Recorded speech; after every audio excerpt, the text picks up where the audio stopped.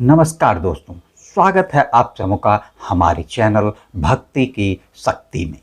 आज हम भाद्रपद चतुर्थी के पावन दिवस की महत्ता से जुड़ी कहानियों के बारे में जानते हैं।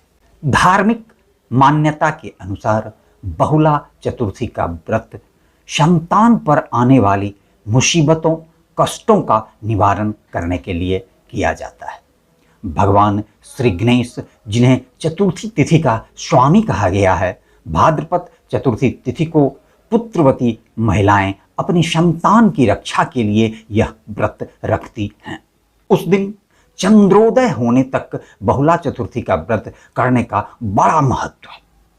बहुला चतुर्थी व्रत की प्रचलित कथा आज मैं आप सबको बताने जा रहा हूं। यह उन दिनों की बात है जब भगवान विष्णु ने श्री कृष्ण के रूप में अवतार लिया था। तब उनकी लीला में शामिल होने के लिए बहुत सारे देवी देवताओं के साथ कामधेनु गाय ने भी बहुला गाय के रूप में नंद बाबा की गौशाला में श्री कृष्ण सेवा हेतु अवतरण लिया था। भगवान श्री कृष्ण का बहुला गाय से बड़ा स्नेह था। एक बार श्री कृष्ण के मन में बहुला की परीक्षा लेने का विचार आया। एक दिन जब बहुला जंगल में चर रही थी, तब भगवान सिंह का रूप धरकर बहुला के सामने प्रकट हो जाते हैं। साक्षात मौत को अपने सामने देखकर बहुला डर गई, लेकिन साहस जुटाकर उसने सिंह से कहा, हे वनराज, मेरा बछड़ा भूखा है। बछड़े को दूध पिलाकर मैं आपका निवाला बनने वापस आ जाऊंगी। सिंह ने कहा, सामने आए अपने आहार को मैं कैसे जाने दूं? अगर तुम वापस ना आई तो मैं तो भूखा ही रह जाऊंगा। बहुला ने सत्य और धर्म की शपथ लेकर कहा, मैं अवश्य वापस आऊंगी। बहुला की शपथ से प्रभावित होकर सिंह बने श्री कृष्ण ने बहुला को जाने दिया। बहुला अपने वादे अनुसार बछड़े को दूध पिलाकर वापस वन में आ गई। बहुला की सत्यनिष्ठा देखकर श्री कृष्ण बहुत प्रसन्न हुए और अपने वास्तविक रूप में आकर कहा कि हे बहुला, तुम परीक्षा में सफल हुई।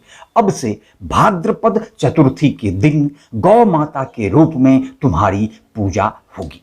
तुम्हारी पूजा करने वालों को धन और संतान का सुख मिलेगा। भाद्रपद चतुर्थी से जुड़ी एक और कथा, जो कि श्री गणेश अवतरण कथा कहलाती है।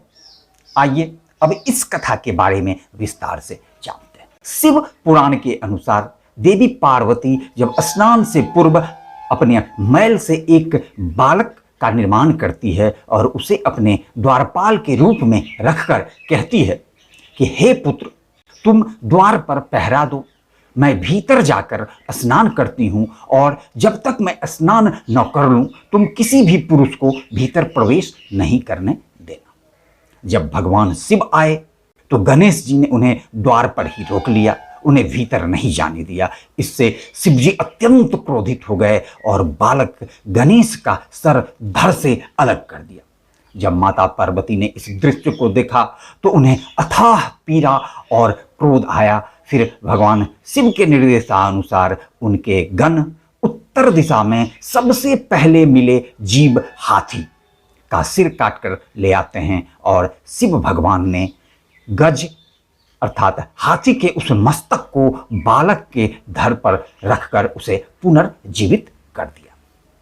पार्वती जी यह देखकर खुशी से गदगद हो जाती है और पुत्र गणेश को अपने हृदय से लगाकर उन्हें सभी देवताओं में अग्रणी होने का आशीर्वाद देती है। ब्रह्मा, विष्णु, महेश ने उस बालक को सर्वाध्यक्ष घोषित करके अग्र पूज्य होने का वरदान दिया।